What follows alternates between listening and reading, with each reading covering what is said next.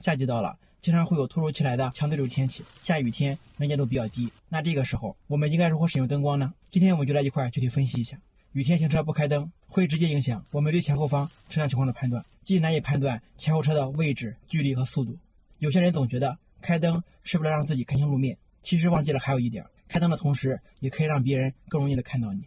哪怕雨势大到看不清车身轮廓，但通过灯光也能判断那个位置是有一辆车的，这对于自己和别人来说都是更安全的。实际上，对于雨天用灯，交通法是有相关规定的。中华人民共和国道路交通安全法实施条例第81条规定，机动车在高速公路上行驶，遇有雾、雨、雪、沙尘、冰雹等低能见度气象条件时，应当遵守下面的规定：能见度小于200米时，开启雾灯、近光灯、示廓灯和前后尾灯，车速不得超过每小时60公里，与同车道前车保持100米以上的距离。能见度小于100米时，开启雾灯、近光灯、示廓灯、前后尾灯和危险报警灯，车速不得超过每小时40公里，与同车道前车保持50米以上的距离。能见度小于50米时，开启雾灯、近光灯、示廓灯、前后尾灯和危险报警灯，车速不得超过每小时20公里，并从最近的出口尽快驶离高速公路。虽然上面的规定说的是高速公路上的灯光使用，但是在普通道路上也是可以借鉴的。上面的几条说简单点就是不同的雨量使用不同的灯光。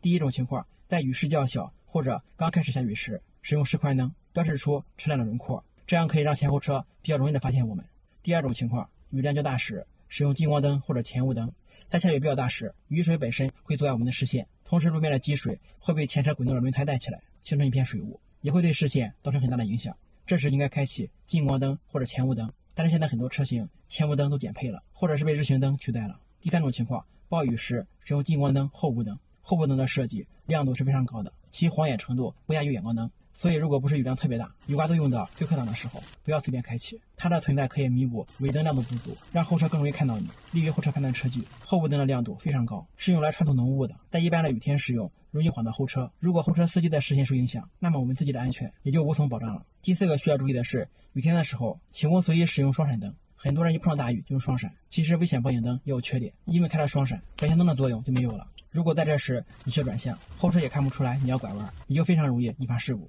第五个需要注意的就是雨天行车慎重使用远光灯。远光灯会让对向车道的司机和行人瞬间致盲，半秒钟内看不见任何东西，极易发生事故，请一定要慎用。实际上雨天用灯并不需要什么复杂的操作，只是在我们学车时没有得到正确的指导，自己用车后也没有形成好的习惯。雨天正确使用灯光可以让我们的行车更加安全，可以明显降低事故发生的可能性。总之，在下雨天开车要格外小心，一定要减速慢行，尽量不要跟在大车后面，也不要强行超车或者并线。如果车内起雾，第一时间打开除雾按钮。下雨天开车安全第一，千万不要拿自己的生命开玩笑。